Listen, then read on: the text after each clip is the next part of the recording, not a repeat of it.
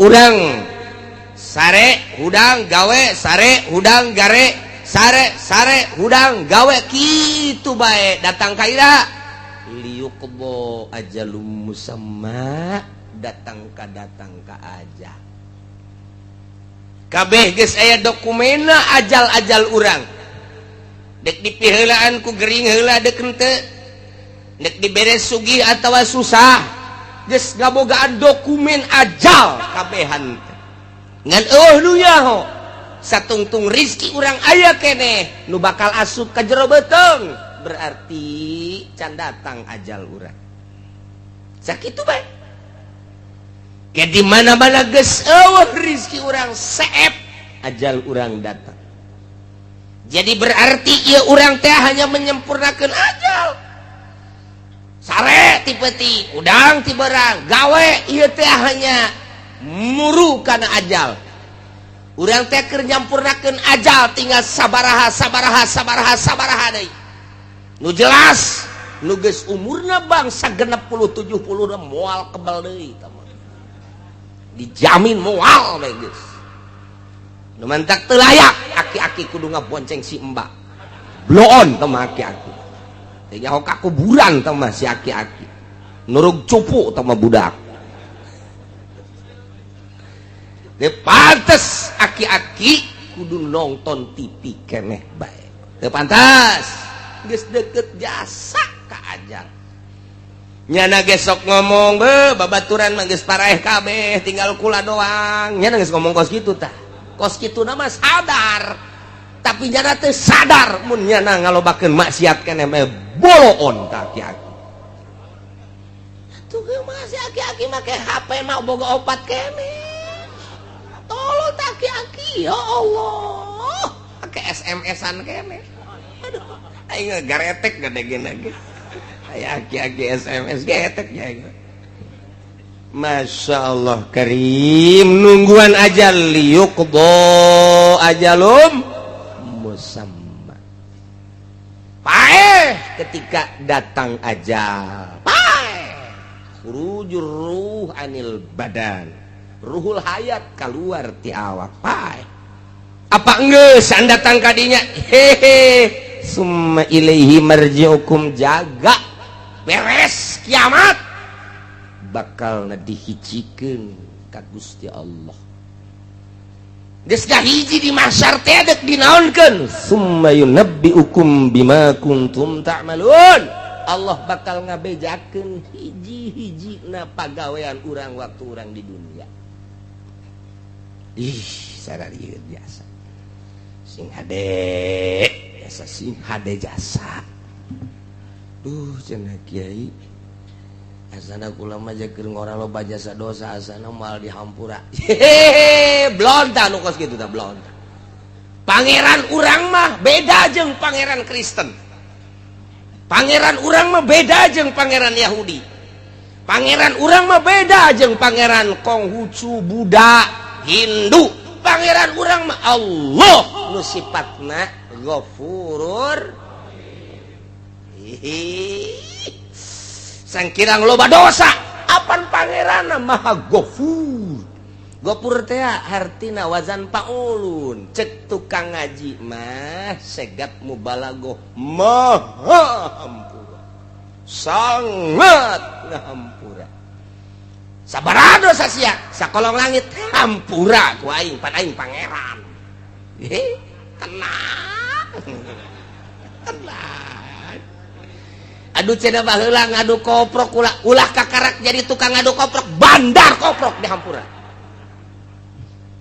aduh cenah tuh kuari bandarna teruskeun bae di blon meureun tobat asal tobat ka Gusti nu mentek nu bahaya mah mutuskeun rahmat eta tah ulah ngalamun bae di imah duh dosa aing mah gede jasa ya terutama maling lah sana aing mal di hampura deuk maling di bae eta belum ta jelema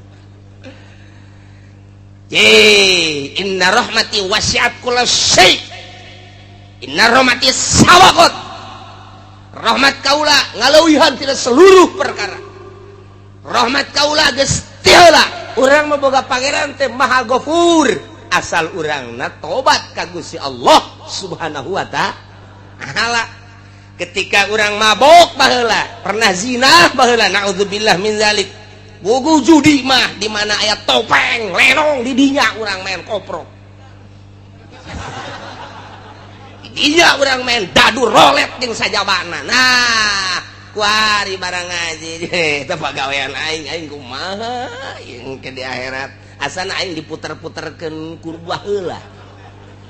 Nah, tobat ka Gusti Allah. Ketika urang tobat, astagfirullahalazim Gusti, ampura dosa abdi baheula. Hiji abdi sok main koprok, main dadu, main rolet. Aduh, ampura deres mun menang melehan bae Gusti. Taya teh tobat. Cak Gusti Allah. Ari Pak Abdi nyahoun hamba kaula anallahu robban. Bahwa nyana boga pangeran nu ngaran Allah, nyana keur menta hampura ka Allah. Aing teh ya cak Gusti Allah. Berarti nyahoun nyana ka pangeran nu bener aing jeung aing teh ya maha gopor. Geus, hei hamba kaula, kaula ngahampura ka anjeun. Geus, dosa anjeun koprok, dadu, rolet, judi deung sajabana dihampura ku aing. Beres. Sorga. Ya Allah, aya lenong main deui. Aduh, cek Gusti kamari saya geus tobat gaing main deui bae blon teh budak. Blon teh budak menang. Minggu malam Minggu judi, malam Senin tobat deui ka Allah. Astagfirullah. Astagfirullah. Alazim Gusti. Oh, nyahoeun nyana. Boga pangeran nyana ngaranna Allah sok ngahampura kuari siak keur menta hampura ka dihampura kuari. Geus. Salamet malam Kemis judi deui.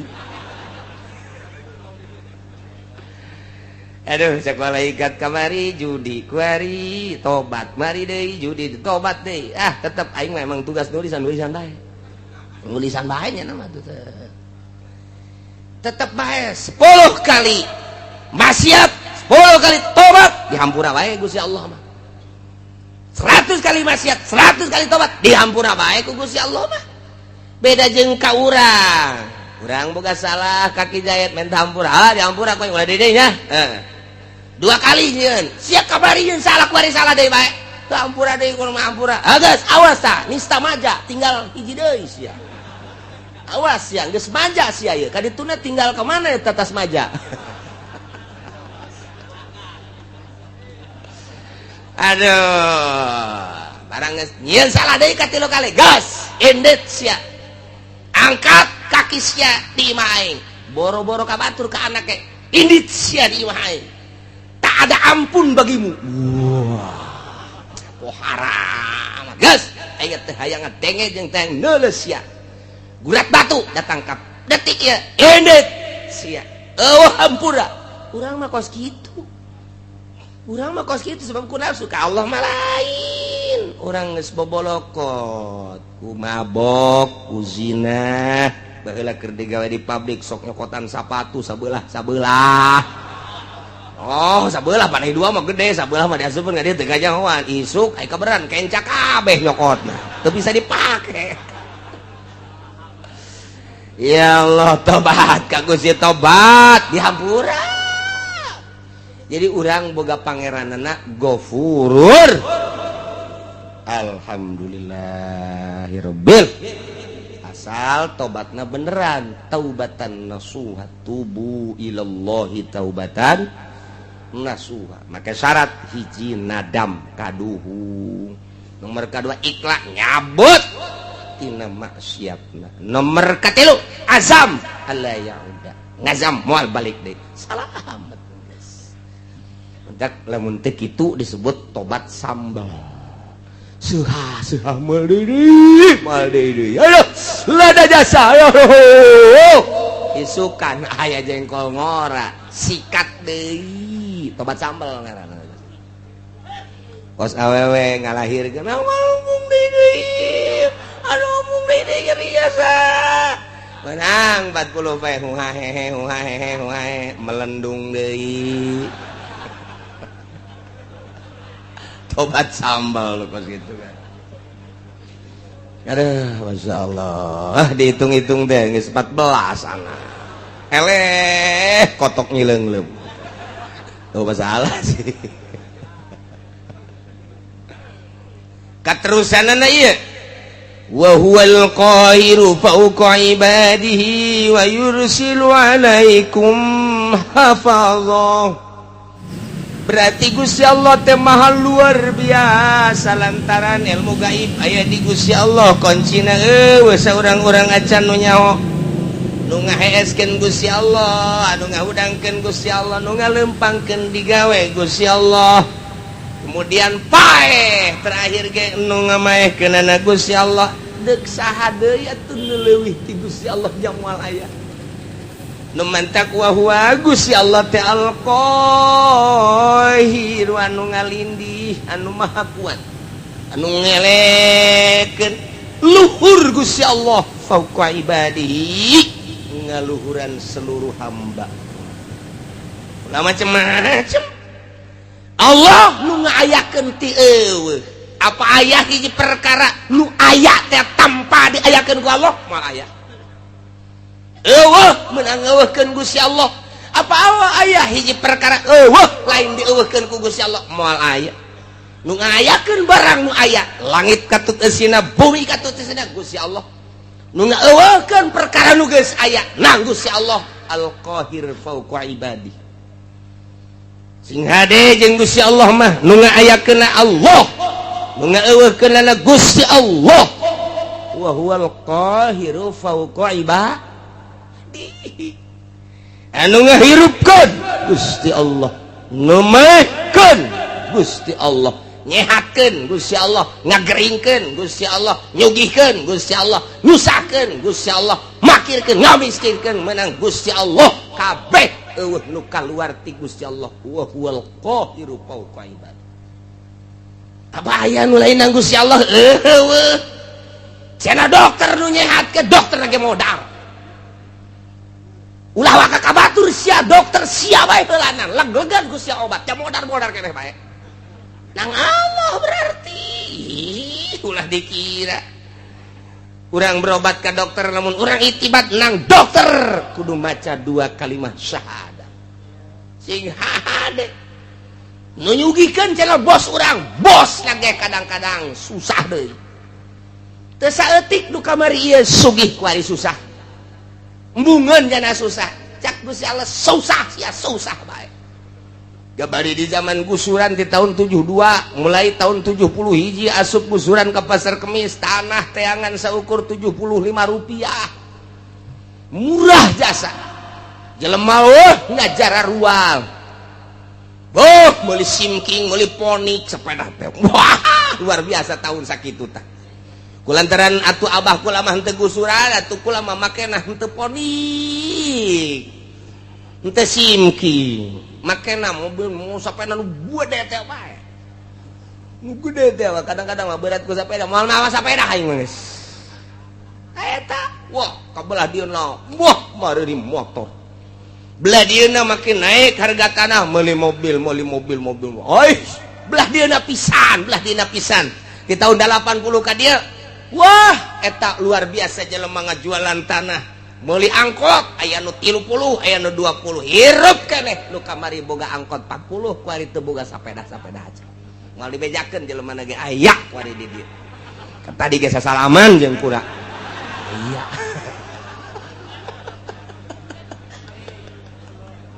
aya ya Allah lalakon harta sing hade daekeun yang hayangeun nyana teh eta teh kada teu kuawa susah sia kamari sogih sia turunan Muhdi Bupati Muhdi luar biasa raja di Kabupaten Tangerang moal aya 2 Bupati Muhdi wawasan kahareupna luar biasa sehingga tanunyeun jembatan Cisadane kemudian di belah dinya teh aya terminal sisi jembatan di dinya aya terminal eta hasil pamuhdi kula keur sakola SD Begitu datang gubernur Jakarta dicacat ku gubernur. Cak gubernur teh ya, Pamuhdi pikirannya terlalu pendek. Ini paling 10 tahun. Kita berwawasan harus 50 tahun ke depan. 10 tahun penuh ini di sini. Jangan di sini Cak Leli buat terminalnya. Walaupun enak sekarang 10 tahun bener baik. Nah iyalah gubernur Jakarta sekarang Ali Sadikin. Oh, ulah naik yang siapa? Ali Sadikin. Wawasanna luas, oh benar. Tapi di alam, sebab naon? Nyana menciptakan sebuah terminal anu luar biasa strategis. Nah, di daerah Gondrong, Cipondoh asup kadinya, di Pasar Kemis Balaraja asup kadinya. Soal strategi diakui, tapi soal ke depan paling 10 tahun. Baheula kula inget bae istimewa Pak Ali Sadikin memuji Pamuhdi. Sugih Pamuhdi teh, eureun. Jadi bupatina pelepas teu kudu dicaritakeun ku hari. Masya Allah keluarga. Terus kebelah dia namun kukula dicaritakan ketua DPR Tangerang di zaman harita nyaho kula. Kok bisa nyaho? Babaturan abah kula berangkat ke Mekah pada tahun 75. Ngahiji di dia waktu aya anu nipu di Pasar Kemis. Ngerekrut jamaah haji Tony ngarana. Tuh bener nyana katipu berarti tah. Tah loba ngajakan abah kula. Terus supaya kanyana dipapageun make sedan kula ge milu sagala teu lah cak abah teh moal kadinya lain dirarasaan. Sabaraha puluh manusia nu katipu ku Pak Tony per detik ieu teu puguh tarangna teu puguh bujurna. Ka abah kula jeung urang Tangerang jeung ketua DPR nyana nu milu ka dieu sugih jasa. Kanyahoan sugihna angkot Tangerang Kalideres Cengkareng nu nyana kabeh. Di samping nyana jadi ketua DPR moal dibejakeun ngaranna sebab gua geus tarusah. Aya incuna ku nu ngaji ka dieu. Seuri bae nyana heuh bener. Nya salaman tadi ge salaman aya incu si eta. Naik angkot kuari mah baheula boga angkot kuari naik angkot. Keur carita harta sugih jasa. Pat susah jasa kuari. Jih nang saha eta? Nang Allah wa huwal qahiru fauqa ibadi. Soeharto 32 tahun ngajabat. Oh, luar biasa. Harta ku jadi korup. Wah, luar biasa. Nu ngadaharna lainnya na rugi amat. Menang hese beleke hasil korupsinya na di sidang tetap dihareupeun Allah di Rabbul Jalil nu ngadahar nu ngalebok lainnya na rugi teu otak pikir tah nyana nu di sidang anak nu ngeuna anak mah ke bakal di sidang deui bae sarua bae namun perjalananna teu beres rugi amat jang pemikiran urang jijah heuh nya aing anu kitu neangan kunaon batur anu menikmati deres mun teu disiksa nang saha eta Allah nu ngakitukeun wa huwal qahiru fauqa ibadi lenser Soeharto jambungeun naik ser nang Allah lawan Gusti Allah wa huwal qahiru fauqa ibadi lawan Gusti Allah cek Gusti Allah sia da galawan aing buang kawaraha amat disunamikeun sia ku aing di Denmark nyaci maki Kangjeng Nabi Muhammad, di Amerika nyaci maki Kangjeng Nabi Muhammad, demo di unggal negara teu dilingseuh ku negara ku pimpinan negara masing-masing dek kaluar ti Indonesia teu meunang di berbagai negara dek demo teu bisa tinggal ngadoa ka Gusti Allah Kangjeng Nabi nu Gusti Allah abdi nu Gusti Allah nyeri mah nyeri bae tapi apa daya ieu Gusti abdi mah nyanggakeun ka Gusti dibere angin badai Amerika. Wah luar biasa parem kerugiannya 590 triliun dolar. Ji udah dikira macam-macam kuari teu loba omong Muhammadan teu loba omong gua teu neko-neko lawan sia Gusti Allah wa huwal qahiru fauqa ibadi lawan Gusti Allah.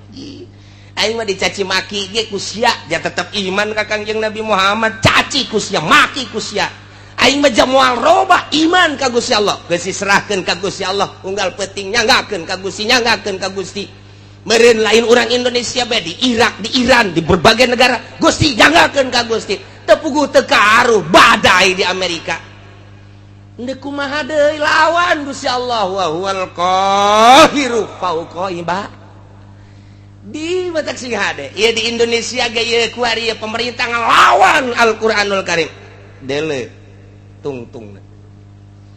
Nu sarugi teu daek ngazakat cak Gusti Allah titipan aing siana nu aing hartana ge nu aing ngan ku aing keur dicoba sia dibere teu daek sia ngazakat awas sia cak Gusti Allah aing teh wa huwal qahiru fauqa moal kebal deui disetrukeun sia ku aing bener bae menyon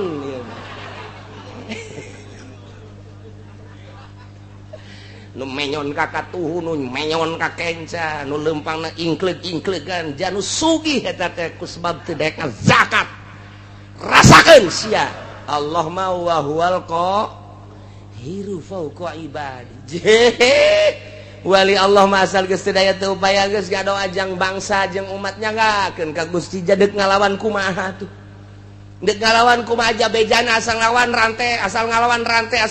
rantai jeung teu puguh pamimpin mun puguh pamimpin mah siap sadajan di rantai ge pamimpin ieu teh anu endek arah jujur jeung adil doa bae ka Gusti ngadoana ngan teu meunang menta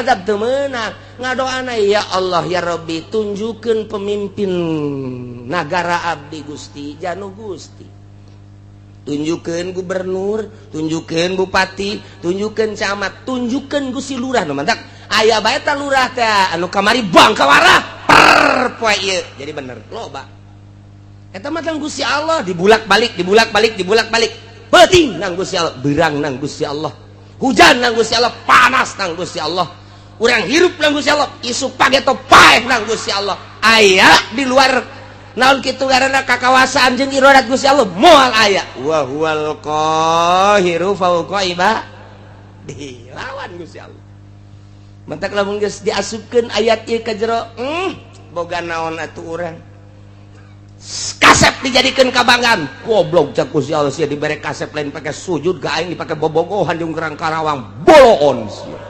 dibopengkeun sia ku aing sia bobeng wa huwal qahiru fauqa ibadi dibere geulis lain pake sujud ka Gusti Allah endahan pake di layar kaca di layar perak layar emas boloon ta budak deleukeun ku aing sia moal kebal deui keriput ngadadak wa huwal qahiru fauqa ibadi lawan Gusti Allah ya Rabbi contoh nu sugih jadi susah lain setik nu gagah jadi lemah lain setik nang saha nang Gusti Allah nu turun tina jabatanana langsung nang Gusti Allah kitu keneh nu susah jadi sugih nu lemah jadi kuat anu rakyat jadi pejabat ngabuadeg ku ari mah nang Gusti Allah wa huwal qahiru fauqa ibadi itu daya teu upaya urang mah aya nang ngayakeun Gusti Allah hiji perkara nu aya di luar pengadaan Gusti Allah nang Gusti Allah moal aya hiji perkara lain nang ngeuweuhkeun Gusti Allah moal aya atuh berarti aya jeung eueuh nang Gusti Allah hirup jeung paeh nang Gusti Allah ieu lawan ta wa huwal qahiru fauqa ibadi asupkeun ka jero hate urang pelakeun tanemkeun Gusti atuh abdi mah teu aya nanaonan mata nu ku abdi dinikmati nu Gusti waya dicokot bae engke makan rabun-rabun ceuli du pake ngadengekeun sagala kanikmatan suara-suara nu Gusti supaya toma ditorekeun ku Gusti nanaonan contoh tatangga abdi geus teu neuleug geus teu ngadenge dicabut ku Gusti meureun isu page toma abdi Gusti nu Gusti seserahan urang ka Gusti nyerahkeun sadaya-daya irung bisa pakai hirup udara nage nu Gusti anu ku urang dihisep kajero keluar oksigen alam ti Gusti sing hade teh ketika ku urang dihirup aya di dinya teh nur ilahi jadi makrifat ketika kurang dihirup kadinya aya tetapi panyakiteun jadi darah tinggi hirup kurang jadi virus dan lain sebagainya itu ya orang menang Gusti wa huwal qahiru fauqa ibadi sing hade dihalangan ku dokter make masker teu meunang aya penyakit asup nu panggeulana kena penyakit nu make masker. Iya tuh geus kok kitu bae tuh ti Gusti Allah sakadar suruat syariat mah. Yehe, horeganan lamun geus cak mesti kitu bae geus teu bisa. Ngan memeh datang ka hakikat eta urang dikudukeun bersyariat. Tetep kudu bersyariat. Aing mah deuk diuk bae dahar teh dahar ge ku bagus. Geus datang encan sia ka dinya.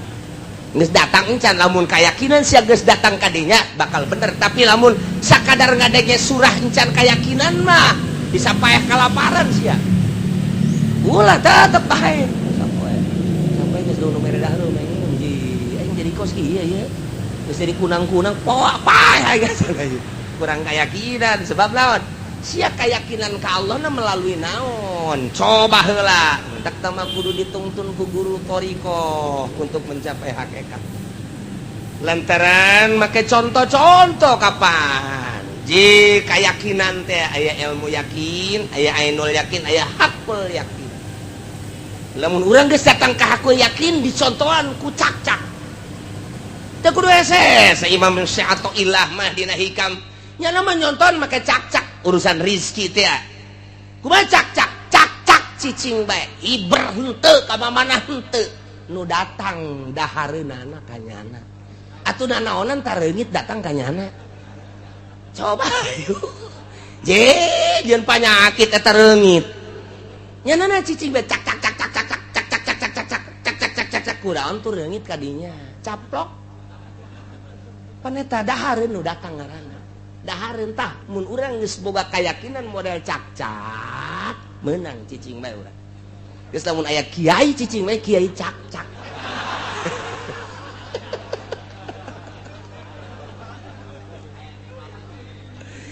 Manuk onam cek sehato ilah, manuk onam nyana aya hiberan ti sayangna. Merendah keneh.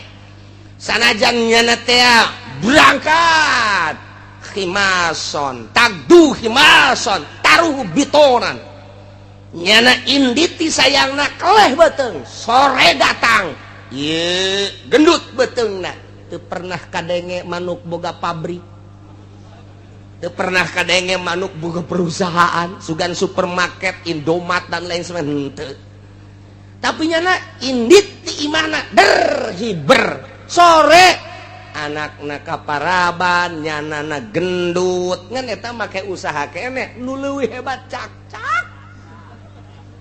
Nyana mah asal kaluar bae tah dibaratok teh huluna cak cak cak cak cak cak cak cak cak cak cak cak cak. Kadang-kadang kupu-kupu nu gede ge kadahar bae bloon jah teu. Kupu-kupu deuk naon tuh kadinya. Ieu nang saha eta ngatur? Nang Gusti Allah wa huwal qahiru fauqa ibadihi. Gua rendut eta cak-cak pohara jasa lempang henteu daun henteu dahareun udah ratangna. Atuh berarti urang mah ieu blon eleh ku manuk eleh ku cak-cak. Make jeung gelut sagala urang mah neangan sesuap nasi. Make jeung teu salat sagala neangan sesuap nasi. Eleh ku cak-cak. Eta cak-cak cak cak cak cak kadengena doang kurang pada mah Allah jika dengena ku urang cek cek cek cek cek cek cek cek cek cek cek. Lamun urang dibere kaberenehan sieun ka cak-cak sebab nyana teh muji lo. Urang lamun keur hees kieu aya cak-cak aja urang dibere kaberenehan Allah sial nyinggung aing sial. Sia Allah-Allahan aing kerek bloon sial. Bisa dipaehan ku urang cak-cak. Tak eta geus kitu teh eleh ku cak-cak urang. Waduh, si atoh ilah mah geus pohar jasa. Hese. Urang nyaritakeun ilmu hakikat lamun eueuh si atoh ilah hese. Tah, dibere contoh ku Syekh atau ilah teh datang henteu sia keyakinan sia kadinya. Datang ka manuk maka ikhtiar keneh. Ngan sakikituna datang ka cak-cak geus ikhtiar sama sekali. Urang datang ka mana? Kudu aya nu nungtun, mimiti ngaji heula supaya aya ilmu. Geus aya ilmu ngaranna ilmu yakin. Ye bener ya, naik dilaksanakeun supaya datang ka ainul yakin. Sageus datang ka ainul yakin dibere deui hak. Jadi hakul yakin. Geus datang ka hakikat di dinya. nikmat hirup bus datang kadinya lawan Gusti Allah wa huwal qahiru fauqa ibadih. Gusti Allah maha nu maha ngalindih nu maha gagah saluhureun manusia saluhureun hamba. Di antara keistimewaan jeung kagagahan Gusti Allah teh wa yursilu alaikum hafadzah. Gusti Allah ngutuskeun urang kabehan ka malaikat hafadzah. Malaikat hafadzah teh malaikatun tusi amalakum, malaikat anu tukang ngitungan jeung nuliskeun kana amal-amal urang. Likulli insanin malakani tiap manusia aya dua malaikat, malakun an yamini hiji malaikat dikatuhun wa malakun an shimalihi kadua malaikat dikencaeun sing yakin sing hade. Aya dua malaikat posisina cek sakaol mah di dieu, malaikat teh cek sakaol mah di dieu di bibir katuhu urang ditungtung bibir kenca urang. Cek sakaol mah nyana teh dipundakeun urang eta mangan sakadar caritaan-caritaan beuki ka jero nu jelas aya dua malaikat yakinkeun deuk di mana bae posisina hiji katuhu nu hiji dikenca. Nu belah katuhu teh ieu nyana tukang nyatetan anu bararagus faida amilah hasanatan katabaha sahibul yamin. Di mana orang berlaku baik ditulis ku malaikat nu aya di katuhun, orang salat, orang puasa, orang zakat, orang ngaji, orang sedekah anu kanyahoan amal-amal urang mah kanyahoan kabeh ke ku malaikat moal aya anu kaliwat kecuali nu aya di kalbu urang malaikat ge teu nyahoeun. Pokona mancak di dieuna ge pancak di dieuna tah malaikatun tusi amalakum pagawean berarti pagawean zahir. Dicatat kabeh jang diangsongkeun engke ka Gusti Allah do bakal ditimbang teh ya catatan amal urang engke bakal timbang catatan amal urangna ngejedog di dinya di mana-mana beramal goreng wa idza amila sayiatan qala sahibul yamin li sahibis shimal. Di mana-mana urang sebagai manusia ngalaksanakeun kagorengan cek malaikat nu katuhu bebe jaka malaikat anu kenca isbir ulah waka dicatet heulana ulah waka cek malaikat nu kenca pan nyana ieu geus maksiat ke heula la'allahu yatubu minha sugan bae nyana tobat geus ulah waka dicatet karunya engke di akhiratna masyaallah wah rajas ketika beramal bagus langsung catet. Tapi ketika beramal goreng malaikat nu katuhu nganasehatan isbir ulah ka jatuh ulah ka cak nu kenca padi geus beramal goreng nya keula lalahu ya tubuh boting tobat ke abeh ulah aya catetanana oh geus tunggu aya ki haji ngebonceng simba cak anu katuhu ulah ka catet ulah ka sabar heula sabar oh tobat beres balik Ki Haji seserian mantap jasa terus sabar apa ya sampai ting nyana teh masih seserian kan we kakarak cak nu kencak mah ya catet atuh geus ku situ mah catet tapi lamun berang nyana ngabonceng simba ngabonceng Lampung putih gede adat penting natasi sa Gusti aduh renganan eta lain mah rom Gusti haram nyana nyekelan kacangkeng abdi aju ku abdi direm susuna karasa katonggong aduh eta jahenya gede cenjekna susuna sotobat Gusti ka Gusti moal deui tuh teu dicatet kumaha teh cenah cak nu kenca teh geus tobat geus coba boleh catet. Namun datang ka isuk deui nyana teh datang ka perlakuan nyana datang ka ngalakukeun can tobat ya catat Masya Allah mantap sing ade dua malaikat na ieulah wa yursilu alaikum hafadzah dua malaikat jadi akhirat buku urang aya dua hiji nu belah katuh nu hiji belah kanca dihijikeun dibuka satu persatu tet salembar demi lembar salembar demi lembar tenden di mizan timbangan nu kenca tenden di mizan engke mizan nu katuh nu ieu mizan nu kenca nu ieu beratan buku nu mana urang na aya di tengah-tengah di dinya sedangkan timbanganana segede dunia nu deuk ditembangna segede Haji Asep leutik jasa cek urang atuh tah teu kudu gede-gede naon eta deuk nembongkeun kadahsyatan Gusti Allah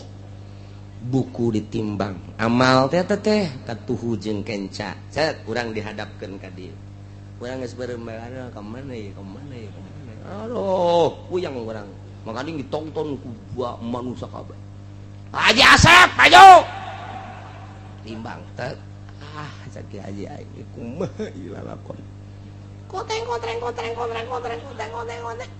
masih kena oyak-oyagan tah jelema ge mah nuluku nu kicep-kicep ngenca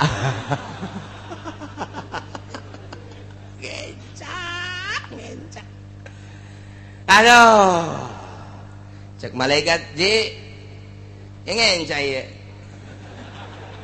ayo amal naon emang kita coba amal naon itu numpang dahsat-dahsatna aduh iya sok ngaboncengan si mbak SMS-an teu katobatan eta bahaya sih ada dan lain-lain duh masyaallah inggis jasa wa yursilu alaikum hafadhah hatta idza jaa ahadakumul maut di mana sehingga datang hatta goyah lalakon hirup urang tadi dititipan dua malaikat datang ka paeh salila hirup urang terus bae diapingku dua malaikat nu mantak minimal urang teh izin ka malaikat ketika urang asup ka WC malaikat teh cicing di lawang WC eta teh neuleukeun urangnya na teh nu mantak dina ahli tasawuf masuk ka WC ge make samping lantaran bener di luar manusia teu ningali tapi ka malaikat mah neuleukeun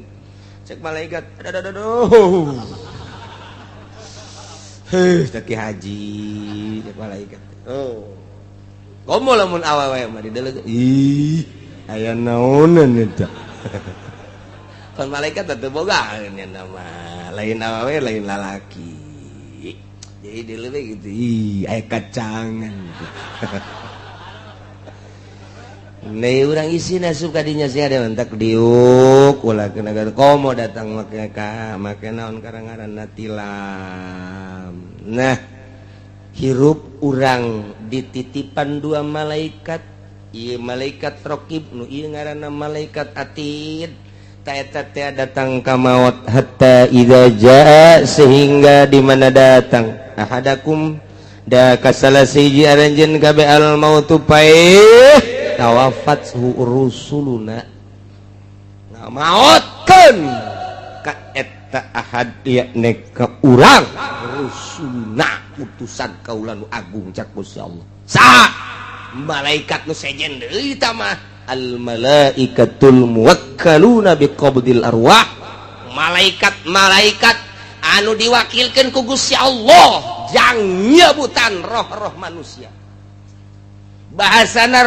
rusuluna jamatina rasulun rusul ngamadak al malaikatul muwakkalun malaikat tu diwakilakeun ku Gusti Allah tita nyabutan berarti loba malaikat eta anu nyabutan ngan pemimpin nama hiji malaikat Israil hiji nyana tah ngan anak buahna wah geus teu kahitung layu sudah moal ka itu mantak dijamakeun rusuluna geus aya utusan-utusan anak pemimpinna hiji malaikat Israil hayang nyaho sagede kumaha eta malaikat Israil teh mun hayang nyaho kagedeanana eta teh lir teh beda jeung piring nu dihareupan ku manusia dunia teh segede piring segede eblek jadi manehanana neuleukeun sapoena 2 kali isuk-isuk jeung sore-sore dideleukeun ku malaikat Israil neuleuh ka lauhil mahfuz neuleuh deui ka eblekna atau ka dunya ka sore-sore neuleuh deui ka isuk-isuk neuleuh deui nu mantak dideuleuh lantaran cek mujahid ju'ilatil ardu limalakil maut maut mithla tosti. Cek Kiai Mujahid ti Kangjeng Nabi dijadikeun bumi pikeun malakal maut ku gedena malakal maut lir teh beda jeung ngaharupan pinggan atau ngaharupan piringnya tanawa luminha hina izin. Manehana bisa nyomotan langsung lantaran sagedena piring atuh deka mana sia dicomot terus piring atuh sagede piring geus deka mana sabaraha miliar manusia piring di jero piring malakal maut gitu percis sakumaha ngahareupan piring mah ya Allah ya Rabbi.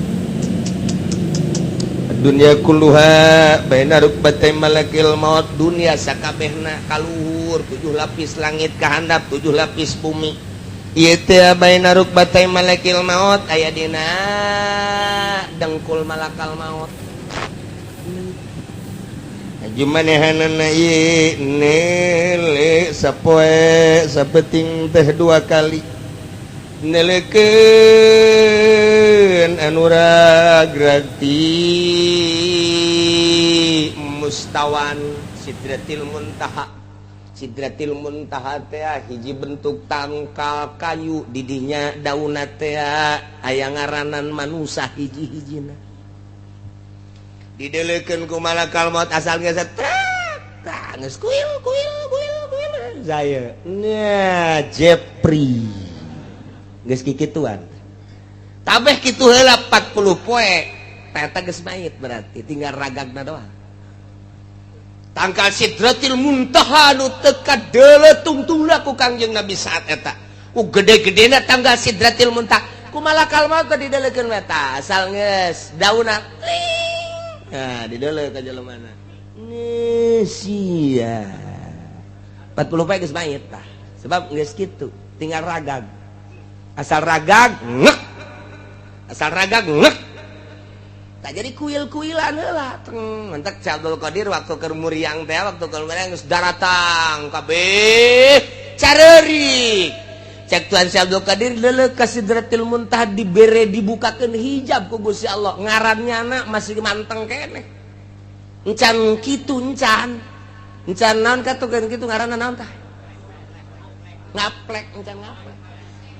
Jadi masih ajeg ke cek Tuhan Syekh Abdul Qadir ulah ceri kabeh wahai para pamajikan wahai para anak dulur kabeh lantaran abah nu ieu moal kapaeh gering nu ieu mah sebab tu deuleuh masih kene can ngaplek ka hiji nomor kadua anak abah nu ngaran Abdul Razak masih kene aya di tonggong abah dibere tah Pak Haji ge engke datang ka ieu mah kitu bae lamun muriak malah kapaeh abah mah kadeuleuh di Sidratil Muntaha tuh teger keneh ebrak isukna modal nyahoan antak Ki Haji ieu durek carita paeh mah masyaallah tah mantap 40 poe ngaplek geus mait ngaranna urang ngobrol jatuh muriang deui segala rupa masyaallah geus geus mait eta teh sok aya bae teh bahasa-bahasa anu aneh bahasa-bahasa anu mengarahkeun kana yen manehanana deuk maut sering bae geus kajian kumaha ge kadang-kadang silaturahmi kaunggal dulur kaunggal babaturan anu kitu aya anu kieu babagi bae tah geus harta tah abah mah geus moal eta geus dibere sadar ku Gusti Allah asal geus 40 poe ragag tak langsung Israil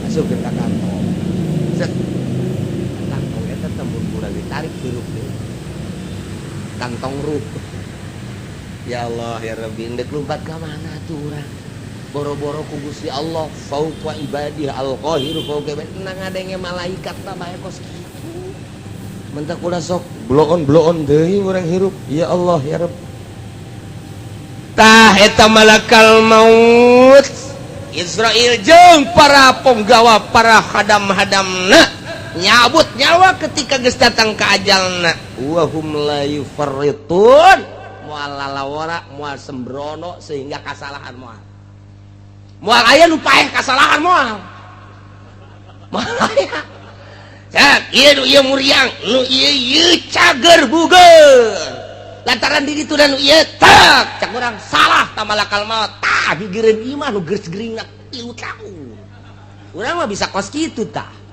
Henteu malakal maut ieu teh gering-gering bae can gaplek mah di ditu tenang bae. Ngaplek kakara. Ayo sehat tinggal sehat geus gaplek. Cak malakal maut deuk ka mana sih? Deuk ka mana sih? Hidih jeung kabar sagala. Geus ngaplek bloon sia. Eta urang geus ngaplek itu mantak sing hade. Masyaallah. Eueuh nu kasalahan, eueuh nu sembrono wa hum la yufarritun. Yana yuqsiruna fiha bima yumarun. Moal aya lalawora. Naon nu diparentah ku Gusti Allah can waktuna hajar bae moal aya malaikat. Moal aya bahaya tuh. Oh, emangna polisi di urang. Hakim di urang, jaksa di urang can waktuna ge. Hei, ieu mah geus waktuna ge lantaran nyogok. Eta teu kitu. Nya nama la yusuna ma amarallah. Geus kitu kumaha tah? Sumaruddu ilallah. Dibalikeun ka Gusti Allah. Allah teh maulahumul haq. Pengurus, Gusti, pemilik anu lurus, anu bener, pengurus anu sabener-benerna. Dek dinaonkeun ieu? Liujazihim. Dek dibalas. Ku ari mah urang diurus teh alah pengurusan majazi tah mah. Ke urang bebalik ke pengurus anu sabener-benerna Gusti Allah. Sakumaha nu baheula urang waktu di alam arwah balik deui urang. Ka ditu deui ka Gusti Allah. Tinggal kumaha babawaanana. Jadi di awak urang teh aya dua, nomor kahiji jasad, nomor kadua ruh. Dua. Ta eta teh ngasupkeun roh kana jasad. Diserahkeun ka Gusti Allah, nyanggakeun sadaya-daya. Wa huwal qahiru fauqa ibadi. Ai jasad makasih kandel supliun bangsa handap zulmaniun bangsa poek bangsa zolim awak urang. Afanun bangsa bacin bau awak urang. Airuh mah latifun nazifun kohirun lelembutan lembut bangsa bangsa uluyun bangsa luhur ruh mah nazifun tohirun rahmaniyun rabbaniyun irah urang. Jadi bertolak belakang antara jasad jeung roh sangat berbeda. Sebab non, sebab di antara roh dibere nafsu jeung syahwat. Ini mentak di ilmu thariqah engke bakalna digambar awak urang teh lain sazikir-zikirna. Digambar aya lelembutan posisi-posisina di mana roh nu mana posisina. Dek naon dek dibersihkeun ruh teh. Sebab urang mimiti ibadah teh make ibadah zahir fikih ngaranna. Kemudian urang make ibadah teh qalbu kadituna make roh. Nah ieu ruhani urang ke manu ibadah teh nu teu kanyahoan ku malaikat hafadoh mah hancam hanya nulisan anu kadeuleu ku matanya anu kasaksian ku nyana. Ibadah pagawean zahir ketika geus pagawean qalbu jeung roh malaikat hafadoh ge geus teu nyahoeun hanya Gusti Allah. Nu mantap ketika ditimbang berat kakatuhum. Padahal amalna teu sabaraha. Malaikat ge protes, "Gusti, jabukurna ieu sakikieuna kok bagus amat." Hanya aing nu nyaho cek Gusti Allah. Lantaran nyana nu zikir ka aing tiap nangtung, tiap diuk, tiap rek sare, ngedeng dan lain sebagainya sia mah teu nyaho cek Gusti Allah. Ruhnya na ancul-anculan ka aing. Nu mantap ibadah lamun geus make ruh bakal nikmat ibadah teh. Geus teu make awak deui. Awak pasabira teh mah lalagaan doang. Ngahareupan dahareun jang awak. Ngahareupan inuman jang awak. Ngahareupan si embak jang nu handap. Segitu bae tah hirup mah. Gitu bae. Tapi ketika ngahareupan bacaan Al-Qur'anul Karim, qalbu, ruh. Ketika maca sholawat, qalbu, ruh. Ketika istighfar, qalbu, ruh. Ketika urang ngaji kos kieu ruh. Roh urang ieu teh keur mikir roh urang teh set. Roh urang narima kana keaslian bener cak roh teh kos kitu. sadar hati orang dipadu jeung roh sebab di jerona aya sir. Nah tidinya teh bener cak roh teh kos gitu sadar benar terus sadar kesalahan di jero majelis luar biasa tobat bener tobatan cak roh teh atuh ulah cilaka kabehan urang ke di akhirat. Oh nya geus tobatan bae urang ibadah bae geus ka Gusti Allah ketika urang teh ngahiji tak kolbu jeung roh teh kitu kaayaanana. Nah di dunia mah jasa kedeung geus urang mah ibadah bae geus ka Gusti Allah bener jasa eta. Urayan Al-Qur'an teh geus bener jasa cak roh teh kos kitu kaluar bae ti majelis taklim. Mio di start tang aya bae jahe. Haji ke mana? Ke Cikupa aja kan nanti gue lagi endek. Emang neng jeung sa? Tadi naik angkot. Ye, Mbah Haji jeung sa? Sorangan. Engko lah milu bae. Oke deh.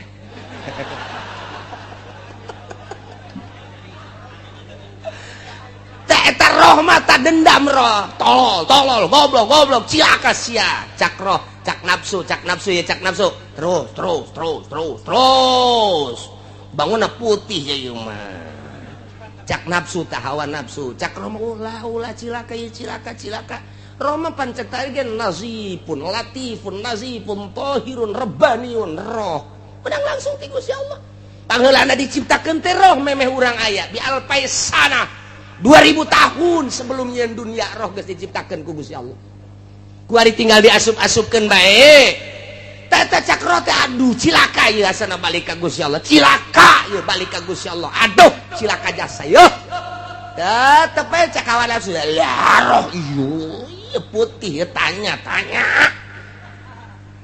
Dilalaunan kan orang emang Mbak di mana cicinya? Di situ di Cikupa, deket Citra. Ya emang sebelahnya. Pabuaran situ. Udah lama Mbak di lama udah pindah dulu pabrik ono baru sekarang pabrik itu ya. Lampungnya di mana Mbak? Saya Lampungnya di Krui. Jauh iya jauh. Makanya segen pulang. Saya kira itu udah pernah kawin udah suami saya nggak bener ninggalin saya. Jadi sekarang janda saya. Pak Haji punya istri nggak? Punya sih. Atau punya juga nggak apa-apa. Emang di agama makan boleh laki-laki makan 2. Masya Allah mantap jasa. Aduh guys luar biasa muringkak bulu ujianana. Aduh. Ya Allah ada nomor HP-nya nggak? Kata terus adlon. Cakrote aduh haji cak langsung terus asana hesen yang anu putih kos kieu hese eta mah adupun ka ditu mah atuh aing ngeunaheun terus rumah tangga mah henteu atuh tuh babari teh mah tah ngaranna milik geus dihareupeun teh mah masyaallah eta kos kitu tah keur di jero majelis iya waduh geus tobat aing geus tobat keluar ti lawang majlis deui tatobat masya Allah nah awak kurang teh 2 roh hiji jasad hiji nu mantak ke di akhirat roh teh ieu teh nyarekanan awak goblok cak awak teh aing mah pan bagus diciptakeunna tungtungna mah ka neraka jeung aing-aingna roh kan bawa ka neraka sial jasa cak roh teh ye atuh cak teh sia teh kunaon daek bae lain hayu ka aing teh ye pan aing mah bangsa robani sia mah bangsana bangsa jismani sia mah pan sakifun berat supliun bangsa andap zulmaniun tah ieu teh pan ku aing jijieun alat sia teh aing teh teu bisa daya sebab aing melatih bisana aing kanyahoan aya di awak sia pan sia ngaji ka Cilongo pan harita ku aing tah eta nu bener mah ulang ngridit urang tah eta nu akur mah pan atuh sia keluar di majelis aju ngridit deui atuh sia teh ngabejaan ribut cenah di hareupeun neraka ribut cak malaikat ulah ribut sia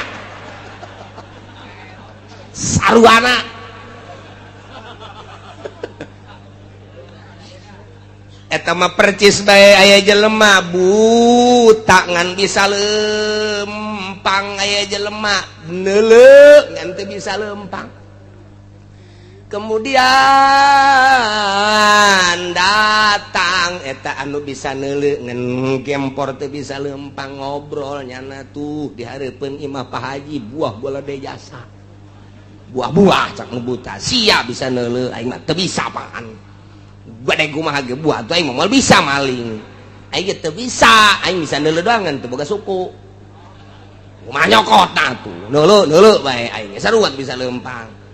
Aing mah bisa lempang ngan teu neuleuh. Aing mah bisa neuleuh ngan teu bisa lempang. Barengan yuk bebarengan aing punggu ku sia. Ayo dipunggu. Nu gempor ku nu buta. Nu buta na ada dampak deui kebeneran. Ayo, lempang cekelah.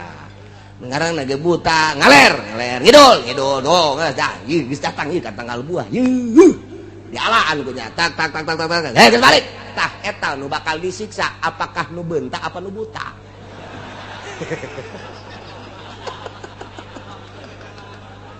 Ribut ge nu buta teh eta jeung nu gempor di hareupeun neraka ribut. Je Gusti abdi mah pan lamun teu dibawa ku nu buta mah abdi geuleuh tinggal deuleupan gempor. Cak nu buta tolol sia meureun. Aing bisa lempang ge aing ku sia teh dituduh-tuduh mah pasti dipunggu di aing goblok beureunanan sia. Ribut cak malaikat ulah ribut kabehan berjamaah ka neraka. Ieu ge sarua awak urang jeung roh tah dibandingkeun model kos kitu. Geus bae kabehan bae roh jeung awak urang ka neraka. Nu mantak mumpung urang dibere kesempatan ku Gusti Allah ja ieu teh bakal nasummaruddu ilallahi maulahumul haqq. Bakal dibalikan seluruh makhluk ka Gusti Allah sebagai pengurus anu sabener-benerna. Ala eling lahul hukmu hukum ngan nu Gusti Allah doang engke saat eta. Mana hakim nu baheula di dunia sok ngahukuman ka dieu sia. Hakim geus ceurik bae teh. Jaksa mana jaksa? Pengacara ada sia. Nu baheula di dunia dibere kekuasaan hukum hakim teh jaksa teh pengacara teh termasuk polisi nu sok bawaanana termasuk pemerintah anu ngaabsahkeun jeung ngawenangkeunana dipanggil ku Gusti Allah raja limanil mulkul yaum. Mana raja nu baheula kututang keteteng di dunia? Anal Malik cek Gusti Allah aing raja kuari. Ayo sia sabaraha tahun sia ngarajaan di Indonesia. Nyaon teu aya sabaraha fakir miskin, aya sabaraha anu yatim piatu, aya sabaraha rangda tah nu rangda mah abdi nyaho tolol sia goblok sia. Raja ditanya sia nyaho rangda mah cenah tapi nu geulis doang blon teh coba eta lurah tama tuh dipanggil sumaruddu ilallahi maulal haqqi. Ada cak Gusti Allah eling awas ingat lahul hukmu hiji nu boga hukum Gusti Allah. Dekumaha engke urang peta urang sebab kekuasaan geus di aya Gusti Allah deui soal hukum di Gusti Allah. Neraka make ngalentab-lentab ngabuncal-buncal cai luar biasa ngagolak teh jangan ngagolakeun jelema-jelema anu maksiat. Jang ngulub jelema anu munkarat nu maksiat. Jang disate jelema-jelema anu kuari teu pararugu geus disadiakeun sateunana. Geus disadiakeun cai ngabuncal-buncal ngagolak ribuan tahun. Nu mun dikaluarkeun ku ari seuneu sagede jarum bae ge urang modar kabehan. Engke mah dikulub gadinya krebek kuari dasi ambay-ambaya. Kuari sapatu herang, mobil bisa gemilau anu luar biasa. Istana sakitu megahna salin ganti awewe ti mimitin putih ketak anu hideung los. Engke sia rasakeun. Ala lahul hukmu Gusti Allah nu boga hukum. Moal bisa ngadalil ngahujah aya kitaban di dinya dua malaikat hafazoh nu nulis. Mayal pizu min qauli illa ladaihi raqibun atid. Ucapan jeung pagawean aya nu nulis malaikat raqib jeung atid. Geus urang mah tinggal sadar.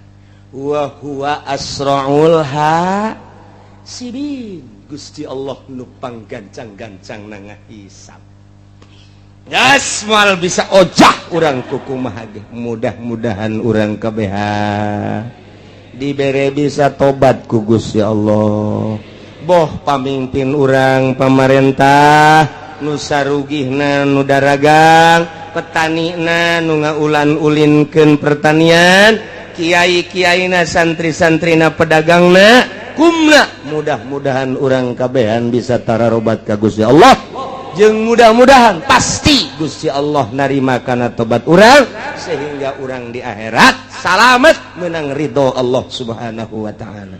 Amin ya rabbal alamin. Qul wallahu a'lam.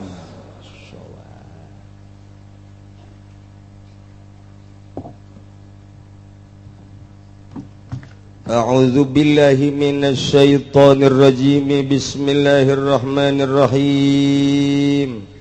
Wa kana Muhammadun ibnul Hanifan nabiyyan nasabaki Muhammad kang butalan nang Ki Hanafiyah radhiyallahu anhu muga nilar bendu safallah anu saking Muhammad ya gulu iku ngucap ya Muhammad kutila ma'al Husain den bunuh sumertana Sayyidina Husain bin Ali sittata asyara rajulan apa 16 wong lanang kulhum min wadari Fatimah az-Zuhra dari sakabeh sittata asyara ku tetep saking turunan atau anak Siti Fatimah Zuhra radhiyallahu anha muga nilar bendu safallah anha saking Fatimah. Ieu mah kabeneran terjadi Karbala 10 Asyura. Wari urang aya dina bulan Muharram, di bulan Muharram teh aya puasa Asyura. Kangjeng Nabi sumping ti Mekah ka Madinah, urang Madinah paruasa. Kangjeng Nabi naros, wahai ahli Madinah, kok ieu paruasa aya naon? Oh, tanggal 10 Asyura ya Rasulullah. Ai kitu.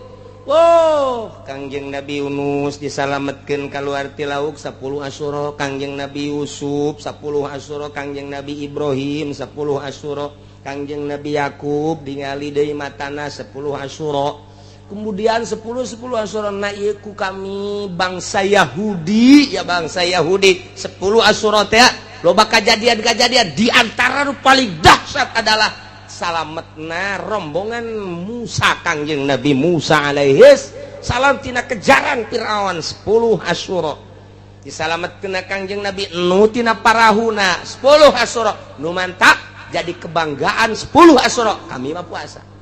Hehe, cak Kangjeng Nabi atuh kami leuwih utama tibatan anjeun. Nu mantap cak Kangjeng Nabi lamun kaula ye hirup datang ka engke deui bakal puasa Tasu'a tanggal 9 nu mantap cak Kangjeng Nabi sumu Asyura wa ma qablahu wa ma ba'da puasa anjeun dina tanggal 10 Muharram oge jeung poe memehna jeung poe entasna.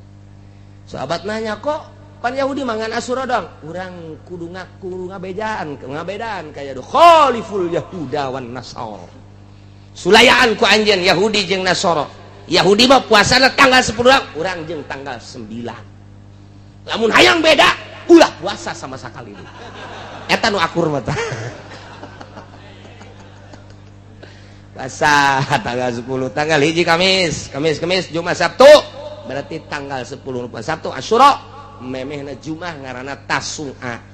Nusa entas nama endek mang endek dilaksanakeun deuk entekeun bae cak pikih 2 bae Tasu'a jeung Asyura.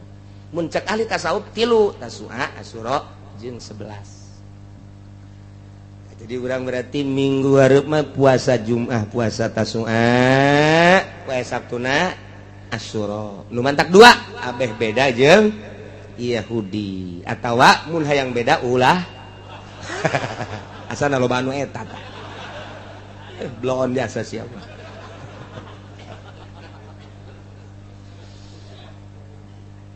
Moal kaburu mun didongengkeun Sidina Husain. Sidina Husain berangkat ti Madinah ka Mekah tanggal 2 Haji.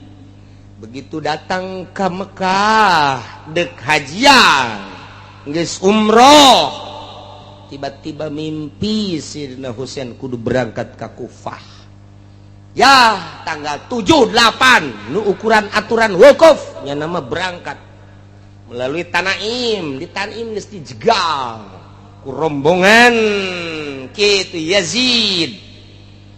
Nah iyalah tidinya langsung diskusi diplomasi luar biasa Sayyidina Husain. Lolos tidinya berangkat terus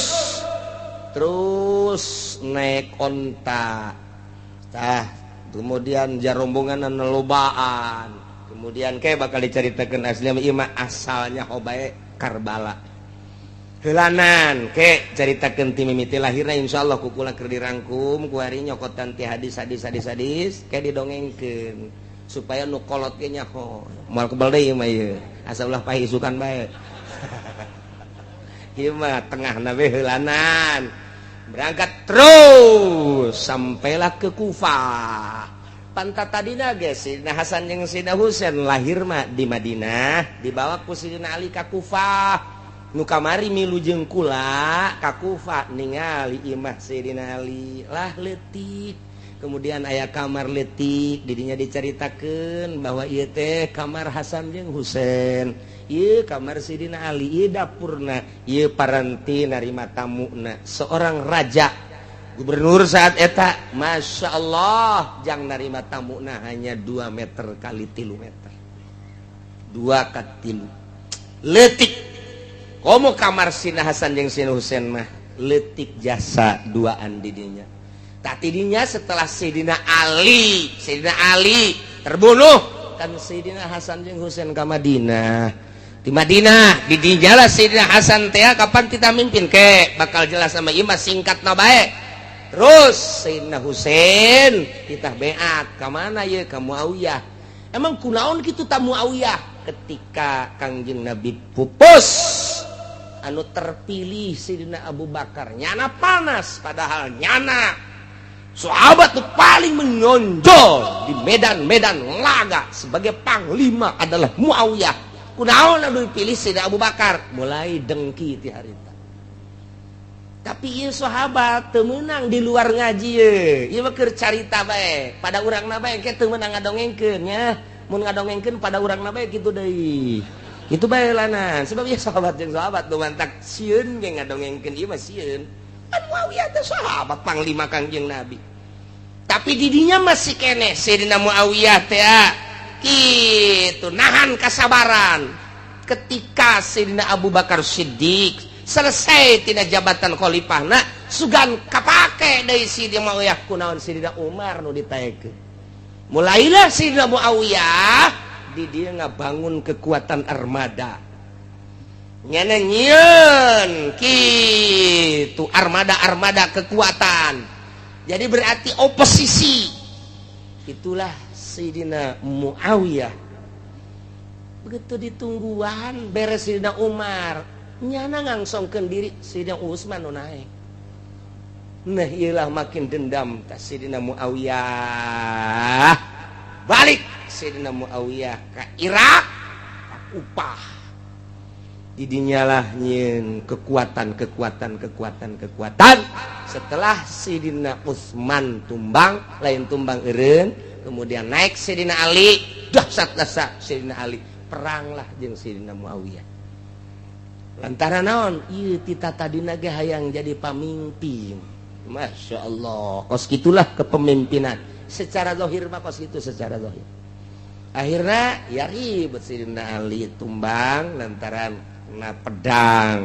Engke diceritakeun insyaallah satu persatu. Nah ieu mah diceritakeun Karbala.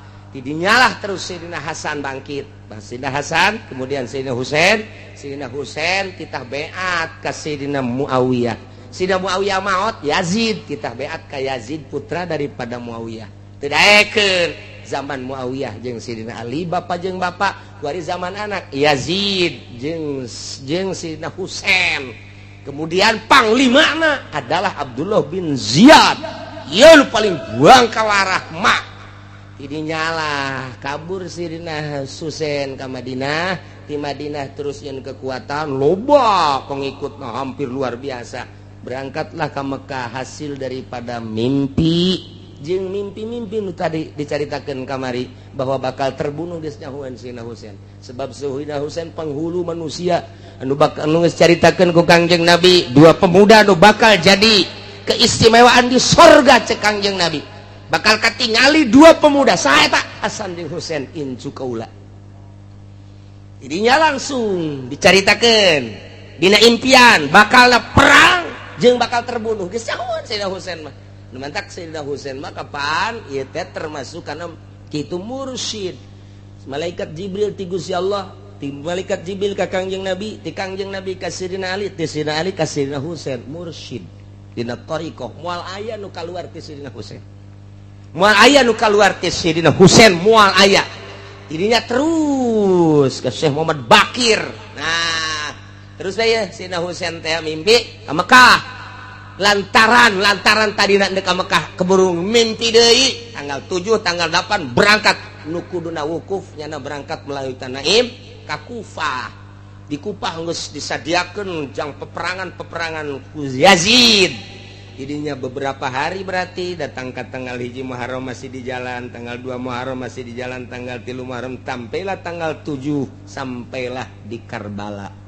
Nyeun kemah-kemah ngaran-ngarana keur dicatetan ku kula saha nu milu awewe turunan Kangjeng Nabi syarifah berarti kitu keneh putra daripada Sayyidina Hasan, putra daripada Sayyidina Husain. Urang lamun ka Karbala ka ditu bakal aya di dinya teh nu mawa cai kieu bae cai ngorolok bae. Nah eta bakal dicaritakeun insyaallah Abul Fadl Abbas eta teh dulur Sayyidina Husain beda mah. Nah ieu lamun urang geus ka ditu ka Iran nganyaho urang makom Sayyidina Husain Karbala bakal nyaho kabayang bae ta Karbala teh. Aya Abul Fadl Abbas eta cai ngorolok bae di dinya lantaran ketika Sayyidina Husain panglima anu henteu terkalahkan luar biasa titah beat ka Yazid teh embung lantaran naon ieu sebab Yazid eta neruskeun Muawiyah nu matak embung naon lantaran perpuluh dilaksanakeun haram ieu cek Sayyidina Husain teh. Di antarana aya sababaraha poin anu dirobah nu di zaman Kangjeng ku Sayyidina Muawiyah dilanjutkeun ku Yazid. Jadi berarti merangan batil Sayyidina Husain teh. Hargai kaula sebagai incu Muhammad, incu Rasulullah. Anjeun geus karobah hukum-hukum menang ti bapa kolot kaula. Kula mah datang ka Irak ge moal kudu beat kanu ngaran Yazid. Satungtung Yazid ngalaksanakeun luar aturan Al-Qur'anul Karim. Masya Allah. Jadi jalan terus yang tenda akhirnya perang sapoe istimewa Sayyidina Husain 2 poe loba nu gugur katilu poe tanggal 10 tanggal 9 Sayyidina Husain leungeun nu kencana geus potong kasorekeunana ieuna kenapana geus kadi bercucuran darah istirahat Sayyidina Husain lantaran wah perangna geus eueuh tanding. Jadi lamun Sayyidina Husain turun ke medan laga, kafir teh geus teu ka itu bret kaistimewaan ngulinkeun kuda jeung ngulinkeun naon panah jeung pedangna. Iyalah Sayyidina Husain. Tah, baju nu waktu dipake ku manehan perang warnana kos kieu.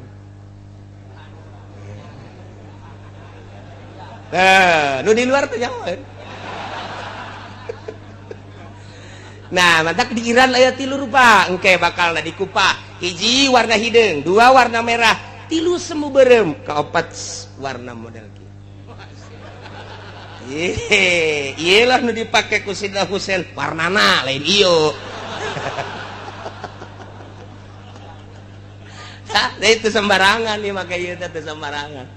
Tuh, gitulah supaya nyaho itu Sayyidina Husain tanggal 10 geus tanggal 9 hari tanggal berguguran geus nyahoan begitu ku Siti Zainab diulahkeun ge perang terus nyarekan Sayyidina Husain kula geus nyaho bakal maot dahaga Sayyidina Husain teh mentak Abul Fadl nyokot ka Bengawan Efrat tidinya teh dihadang sanes dihadang nyana teh dipenggaskeun leungeunna nu hiji kencapan nyokot cai di Sungai Efrat begitu cai nyokot di dia dicekel ku nu ieu ditumbangkeun ku musuh ku tentara Yazid dak kusungut ku adi kusungut tah tinggal ieu nyokol make kuda ieu geus eplek-eplekan kusungut nah ku ari ieu da belah ieu blas tinggal make ieu doang nyana teh padahal nyana ge dahaga tapi nyana teu wani nginum lantaran Sayyidina Husain can nginum naon sababna nu matak teu wani nginum nyana lamun nginum maknya nyana seubeuh Sayyidina Husain ieu mak dahaga maknya miheulaan Sayyidina Husain teu sanggup nyana teh kitu naon ngaranna ngeunah nginum seger di atas penderitaan batur sakitu keur perang masih keneh nyana teh tanaon karena adab-adaban datang ka dinya ya dianggeuskeun bae langsung ceger tumbang nu nginum saurang-urang acan nu mentak lambangna ke di Karbala cai gitu diais ka dieu ngorolok ka dieu ketika kula zarah ka ditu ditanyakeun aya cai naon urang ditu lagi hampir teu nyarahoeun tah sejarahna aya dina hadis kos kitulah nu mentak jadilah lambang sebagian besar nyaho komun nu zarah mah teu geus teu nyaho kaler kidul mah tah mah geus kula didongengkeun oh kitu mentak jadilah lambang cai tah Sayyidina Husain langsung dahaga sanggeus dahaga geus teu kuat ku dahaga-dahagana jadi dalam henteu keur perang sanggeus henteu keur perang keur tenang tanggal 10 datanglah ke Syam.